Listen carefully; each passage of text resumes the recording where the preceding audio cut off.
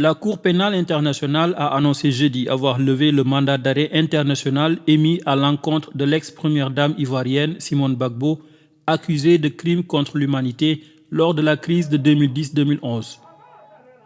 La Chambre considère qu'il est approprié de décider que le mandat d'arrêt contre Simone Gbagbo cesse d'être effectif, écrit la CPI, répondant à une demande du procureur dans une décision de 7 pages datée du 19 juillet et rendue publique jeudi soir.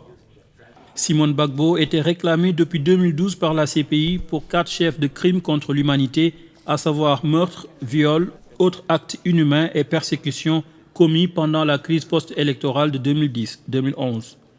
En mars dernier, la CPI avait définitivement acquitté Laurent Gbagbo, également poursuivi pour crimes contre l'humanité, et il avait pu faire son retour en Côte d'Ivoire le 17 juin après 10 ans d'absence.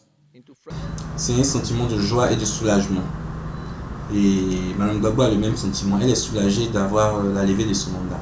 Et les poursuites contre Mme Gbagbo à la CPI étaient les mêmes poursuites contre M. Laurent Gbagbo et M. Charles Blé Goudé. En réalité, c'était un seul et même dossier, avec 3 personnes poursuivies. Il y avait les mêmes témoins, les mêmes charges et les mêmes preuves. À partir du moment où la Cour pénale internationale a acquitté définitivement le président Laurent Gbagbo et M. Charles Blé Goudé, les poursuites contre Mme Gbagbo ne se justifiaient plus. Contrairement à son époux, Simone Gbagbo n'a jamais été livrée à la CPI. Abidjan a toujours estimé être en mesure de la poursuivre pour les mêmes crimes que ceux lui étant reprochés par la Cour. Elle avait été condamnée en mars 2015 à 20 ans de prison à Abidjan pour atteinte à la sûreté de l'État.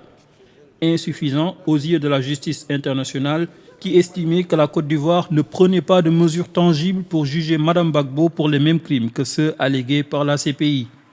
Elle avait finalement été libérée le 8 août 2018 après 7 ans de détention à la suite d'une amnistie décrétée par le président Alassane Ouattara afin de favoriser la réconciliation nationale.